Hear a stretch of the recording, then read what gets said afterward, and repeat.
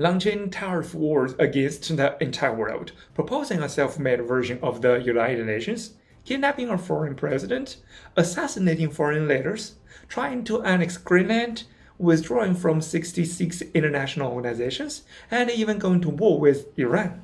So many shocking events, all carried out by an 80-year-old Donald Trump within just over a year in office. You'd think Trump is extremely hostile toward China, but why don't many Chinese people actually hate him? In fact, I'm Chinese. I can tell you that we even call him 川建国, Trump, the nation builder. See any checks on your power on the world stage?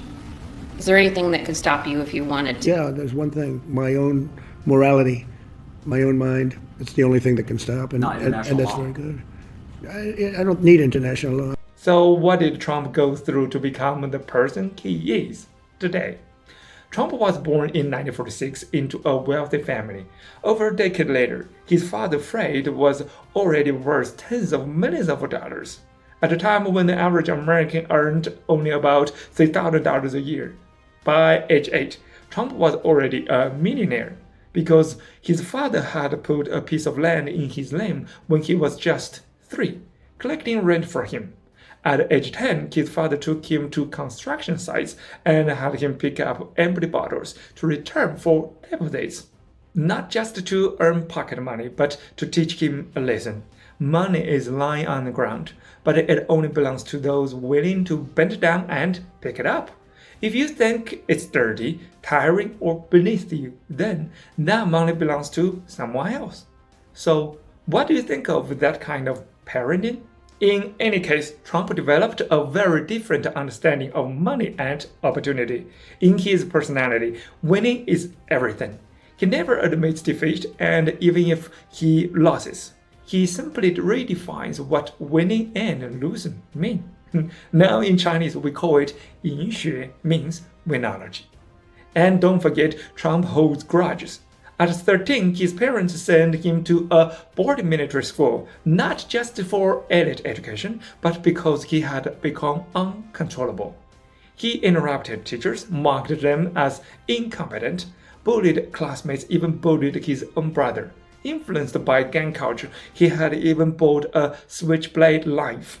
Sending him to military school was meant to keep him from becoming a street thug. The school itself was full of aggression, discipline, and competition. Ironically, a perfect fit for Trump. There, Trump became obsessed with winning. He had to be number one in everything, and more importantly, he wanted everyone to know he was number one. Simply put, he loved showing off. At 18, he graduated and enrolled in a university and he felt was beneath him, while also helping his father collect rent board. So he used the power of money to transfer into the prestigious Wharton School. He also avoided being drafted into the Vietnam War thanks to his student status. When he was about to graduate and the war was still ongoing, he was diagnosed with bone spurs by 2 doctors, conveniently making him ineligible for service. And you know what? Both doctors had clinics in buildings owned by his father. What a coincidence, right? At 22, after graduating, Trump joined his father's company and quickly renamed it from Elizabeth Trump and Son to Trump. This wasn't just vanity, it also stemmed from an earlier experience. His father once took him to a grand bridge opening ceremony where politicians received all the praise, while the bridge's designer, Othmar Ahmed, stood ignored in a corner. That moment taught Trump a lesson. The world then rewards the hardest worker, it rewards the most visible one. From then on, whatever he did, he made sure the world knew it was done by Trump. Of course, Trump becoming US president wasn't just pure luck. He clearly had his strengths. When everyone else saw chaos in Manhattan, he saw cheap land and tax incentives. He bought the rundown Commodore Hotel at a low price, secured a 40-year tax break, and turned it into a 4-star Grand Hyatt, earning nearly $200 million. His first major project alone generated almost as much as his father had made in half a lifetime. Yeah, Trump is a businessman, but the plot was about to change again. Later, he built Trump Tower, launched Trump Airline with $365 million, acquired the Plaza Hotel, and opened 3 massive casinos in Atlantic City, spending a total of $1.5 billion. Everything bold, flashy, Trump lame.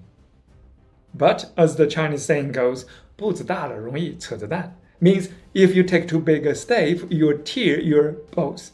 Trump's daily income couldn't even cover the interest on his debts. His company owned $3 billion, and he personally owned $900 million. Yet, when banks came knocking, he acted like he held the upper hand. His logic was simple. If you own the bank $100, that's your problem. But if you own $3.9 billion, that's the bank's problem.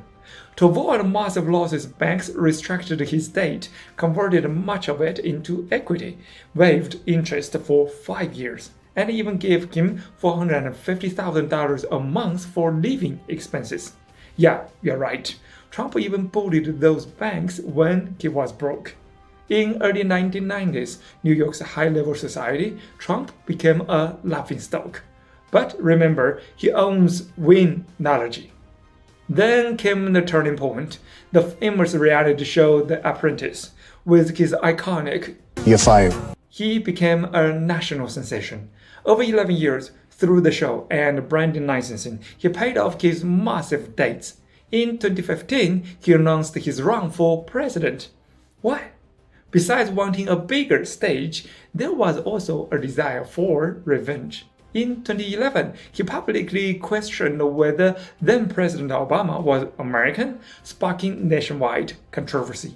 2 months later, President Obama held a press event to prove his identity and publicly mocked Trump for 5 minutes.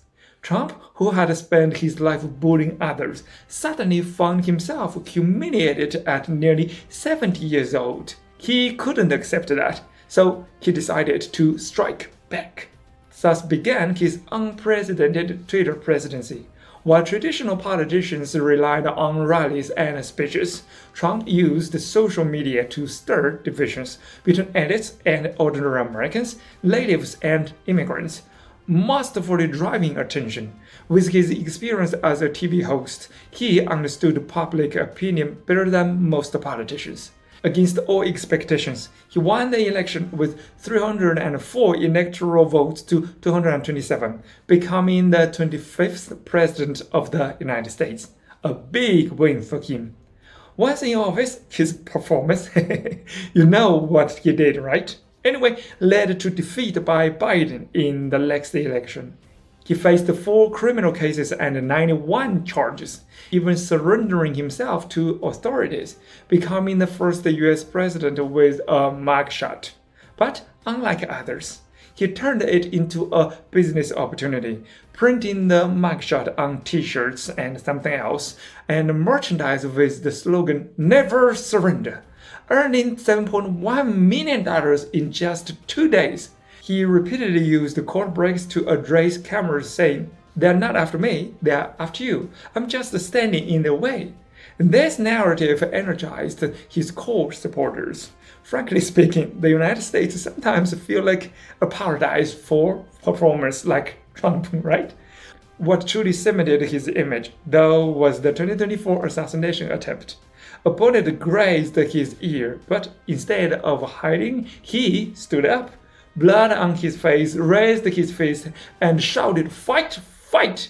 In that moment, he became more than a politician. He became an unkillable symbol for his supporters. It felt almost like a divine endorsement, right? With the backing of Elon Musk, the world's richest man, Trump returned to the White House in 2025. Now, looking back at his turbulent 8 years, as a student, he was a notorious troublemaker.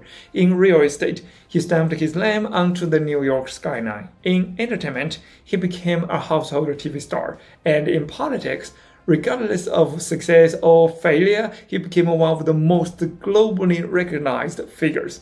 Whether the United States win is up for Americans to decide, but Trump himself definitely a big win, right? Now we'd like to ask the famous question, but at what cost? His rise also reflects certain traits within American society. Despite his long-standing attacks on China, many Chinese people don't hate him for two reasons. First, he forced China toward self-reliance. By targeting China's weaknesses like high-end chips and sanctions on Huawei, yeah, it is a little bit painful, but also accelerated domestic innovation. China's chip self-sufficiency, for example, rose from 5% to 40% now, and chip exports grew 2.4 times in 9 years. And Huawei is way more stronger than ever before. Second, Trump is simply too entertaining. In China, politics is very serious and nobody can treat it as entertainment. Sometimes people feel boring, right? You know our politicians, right? They don't even smile a lot. But since Trump isn't China's president, people can view him with a sense of humor. Honestly, have you ever seen a more outstanding comedian in politics than Trump? Right? Subscribe, my friend, for an Eastern perspective different from Western media outlets.